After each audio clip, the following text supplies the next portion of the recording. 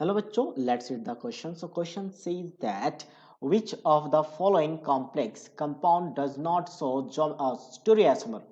यानी इनमें से कौन सा कॉम्प्लेक्स है जो स्टीरियोआइसोमर को शो नहीं कर रहा है।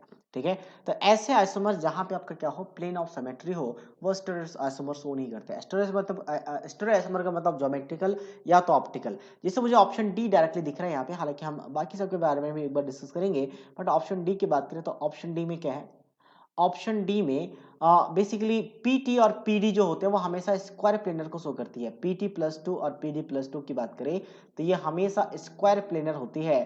चाहे आपके पास कोई भी लिगेंड्स हो, वीक हो, स्ट्रांग हो। कोऑर्डिनेशन नंबर 4 के लिए, कोऑर्डिनेशन नंबर 4 के लिए स्क्वायर प्लेनर फिक्स है पीडी और पीटी का प्लस टू ऑक्सीडेशन स्टेट में। तो यहाँ पे आपके पास पीडी एग्जैक्टली उसी फॉर्म में है। तो यहाँ पे क्या होगा, आपका ऑक्सीडेशन स्टेट 2 होने की वजह से ये हमेशा क्या करेगा, अच्छा ऑक्सीडेशन स्टेट भी निकाल सकता है अगर निकालना चाहे तो। हालांकि यहाँ पे ऑक्सीडेशन स्टेट 2 नहीं, मुझे 1 दिख रहा है। फिलहाल के लिए हम कैलकुलेट कर लेते हैं एक बार। यहाँ पे x होगा, ब्रोमीन का -1 होता है, वाटर न्यूट्रल है तो 0 हो जाएगा। एन इथाइलिन डाइमीन है, न्यूट्रल होता है 0 हो जाएगा, इक्वल टू 0। तो x इक्वल टू +1 है। हालांकि +1 में भी वही सेम रहेगा क्योंकि आपके पास ये हमेशा स्क्वायर प्लेनर को ही शो करता है। ठीक है, अब ये बी आर और वाटर है और यहाँ पे आपके पास क्या आ जाएगा, इस पोजिशन पे ए एन आ जाएगा।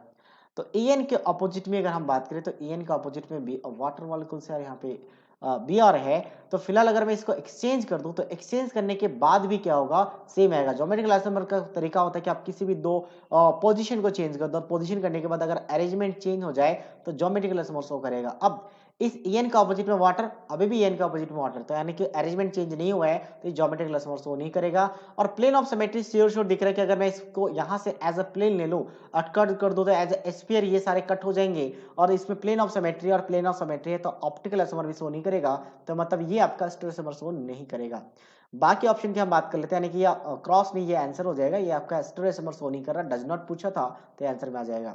हम इसकी बात करते हैं तो यहाँ पे ए बी सी डी को ऐसा लिखा जा सकता है कि एम के साथ ए बी सी डी है और एम के साथ ए बी सी डी हो तो बहुत ही सिंपल सा ट्रिक है कि आप क्या करो, अरेंजमेंट देख लो कि ए बी को हम ऑपोजिट में, जैसे यहाँ पे ऑपोजिट में रखा, हम ऑपोजिट अरेंजमेंट चेक कर रहे थे, वैसे ए बी को ऑपोजिट और सी डी को ऑपोजिट रख सकते हैं।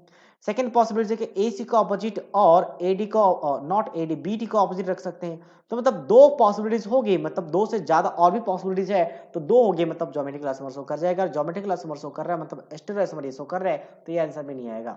हम एक बार बी और सी की भी बात कर लेते हैं, बी की बात कर लेते हैं, मेनली हम ज्योमेट्रिकल से पता कर लेंगे।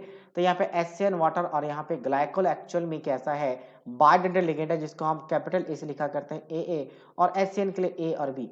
क्या यहाँ पे पॉसिबल है? यस एग्जैक्टली, इसी वाले की फॉलो कर रहा है। ठीक है, ऐसा कोई कॉम्बिनेशन है। बट ग्लाइक्सोटोमेट की बात करें तो एक्चुअल में थोड़ा सा चेंज हो जाएगा, थोड़ा चेंज, क्योंकि आपका सिमेट्रिकल नहीं होता, अनसिमेट्रिकल है। ग्लाइक्सोटोमेट की बात करें तो आपके पास क्या आता है, कार्बन पे डबल बॉन्ड नाइट्रोजन के साथ एक ऑक्सीजन पे नेगेटिव चार्ज और फिर यहाँ पे डबल बॉन्ड एन के साथ एक OH ग्रुप और यहाँ पे क्या होता है, दो CH3 ग्रुप होता है। तो प्लेन ऑफ सिमेट्री नहीं है, अनसिमेट्रिकल है तो ए भी माना जाएगा। तो ए का ऑपोजिट में स्मॉल ए और बी का ऑपोजिट में स्मॉल बी, जैसे यहाँ पे ई एन दोनों तरफ सिमेट्रिक था इसलिए ज्योमेट्रिकल शो नहीं किया, बट यहाँ पे सिमेट्रिक नहीं है, अनसिमेट्रिकल है। तो अब ए के रिस्पेक्ट में हम कैपिटल स्मॉल बी को और बी के ऑपोजिट में स्मॉल ए को रख सकते हैं, तो ज्योमेट्रिकल आइसोमर यहाँ पे भी पॉसिबल है। तो ये आपका आंसर में नहीं आएगा। नेक्स्ट हम एसीईसी की बात करते हैं, तो एसीईसी के आपके पास बाइडेंटल लिगेंड है फिर से, तो हम यहाँ पे क्या होगा, सिमेट्रिकल है तो हम क्या कर सकते हैं, ए को ए बेसिकली ए को हम एसिटाइल एसीटोन कहते हैं। तो ये सिमेट्रिकल और सिमेट्रिकल होने की वजह से ज्योमेट्रिकल तो पॉसिबल नहीं है बट इसमें ऑप्टिकल पॉसिबल हो जाता है। ऑप्टिकल ऑप्टिकल की बात करें तो एक काम करते हैं, एसीसी लिख सकते हैं या तो फिर मेटल को हम एग्जैक्टली कोबाल्ट है तो कोबाल्ट को लिख लेते हैं। तो कोबाल्ट में आपके पास कोऑर्डिनेशन नंबर 6 है तो फिक्स है क्योंकि आपका बाइडेंटल लिगेंड्स है।